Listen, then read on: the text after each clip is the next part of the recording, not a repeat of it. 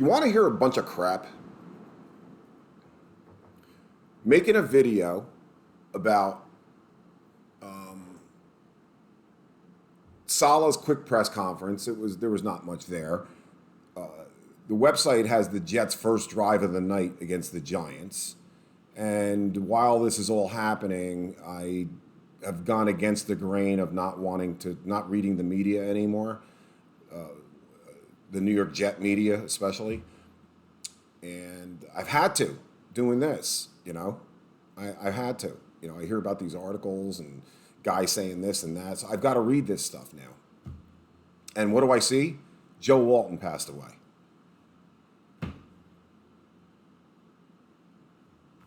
So anyway, the crap is that I did a video. It was about 9 minutes and something seconds long, and I'm all finished.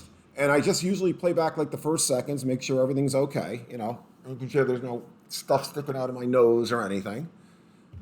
And I can't hear myself. I'm turning the volume all the way up, and all of a sudden I look over, and my mic is like over here. I push it off to the side when I'm done, and I couldn't even hear it. 9.5 minutes talking to myself. And now I have to do the same video over again. I don't know why I'm telling you that. I guess I shouldn't really be saying that, right? So how do you do the same video over again? Saw Saleh's press conference. They asked him a few questions about certain players. They talked about Joyner really quick and his success in the defense. And, it's funny about Joyner. See, these are things I didn't even say in the first video. It's funny about Joyner is they had Joyner picked for that position, like a starter, pretty much as soon as he was signed. They penciled him in, penned him in. They knew he was going to fit this system really well. How will he do during the season? Nobody knows. We don't know.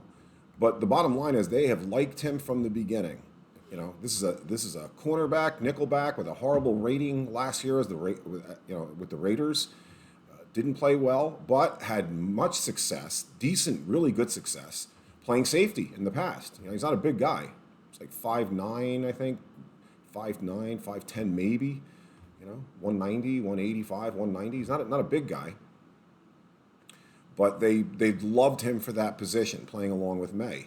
In fact, so much so is that even before Ashton Davis was hurt, it looked like it was going to be Joyner.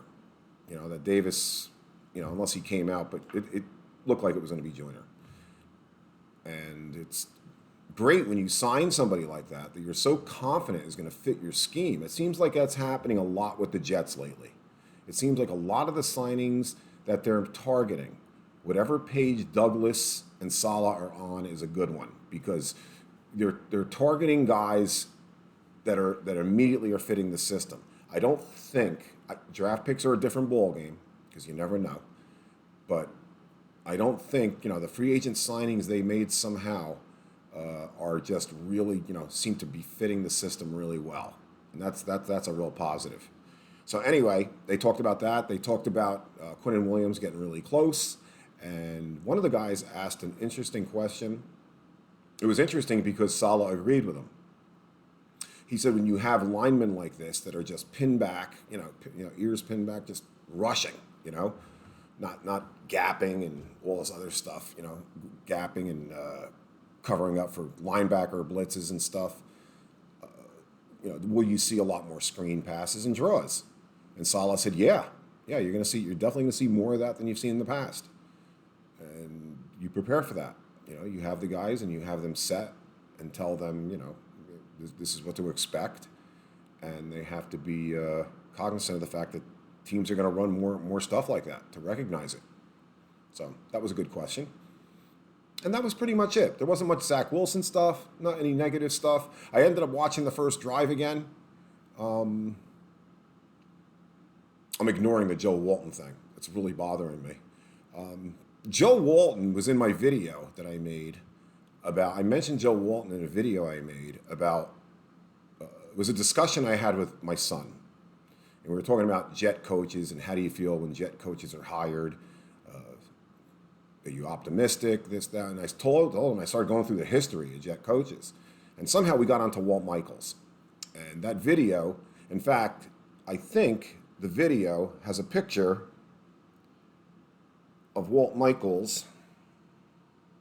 I don't know. Maybe it doesn't. Let me see which video it is so I'm not giving you the wrong one. Hold on. Can I do that?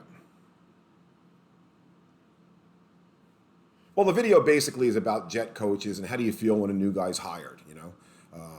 Should Saleh or Douglas get carried away or have on their mind the jet past much when they were making their decision? Of course not. It was that kind of thing. And somehow it ended up on Walt Michaels, the video. And I don't know how much it really was supposed to. I think it was going to because I wanted to discuss the conversation I had with my son. But it's a really amazing story about Walt Michaels, coach of the New York Jets, coach of a really good New York Jet team, and how that baby ended. How that baby ended. And the reason I bring it up is that Joe Walton followed Walt Michaels.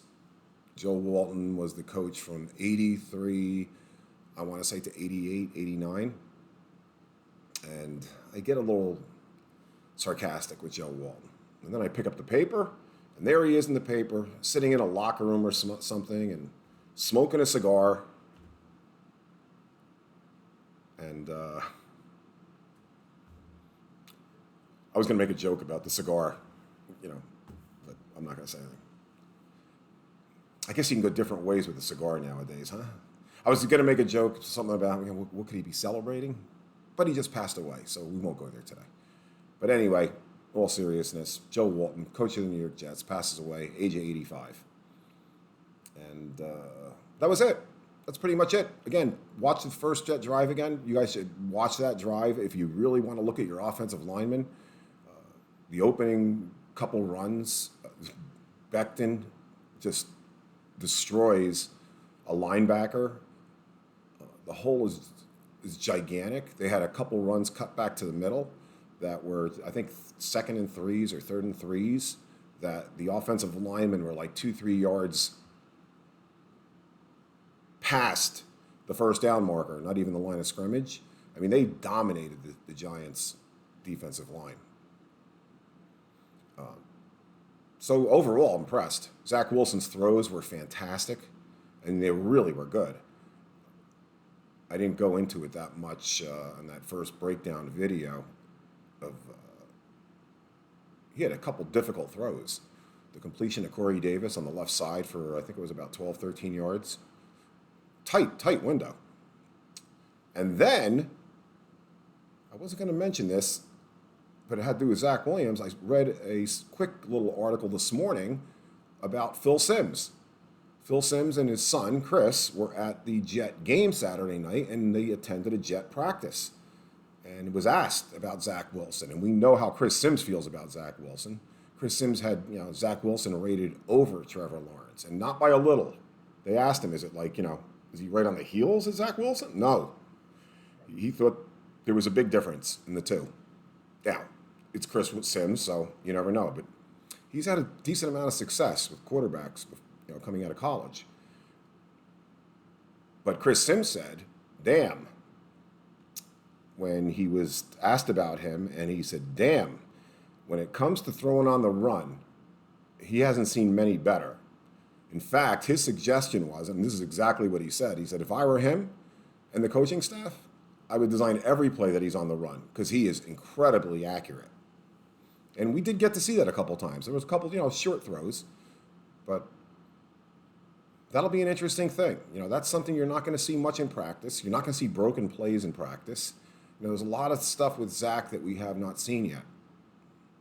I talked about that in my last video with Zach. There are no broken plays in practice preseason.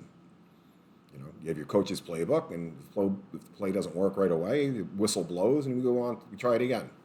But you're not going to see a guy scrambling out there. You're not going to see much of that, and that's a strength of Zach. So that's still to come.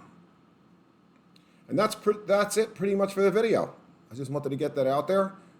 Most importantly, Joe Walton passes away, age 85. Much respect. Ex-coach of the New York Jets, offensive coordinator for the New York Jets first under Walt Michaels, and then takes over for Walt Michaels. That's the story you got to go see. Please see that video. And please like, please subscribe. Thank you very much. Have a great day, guys. I'll have more coming for you. Take care.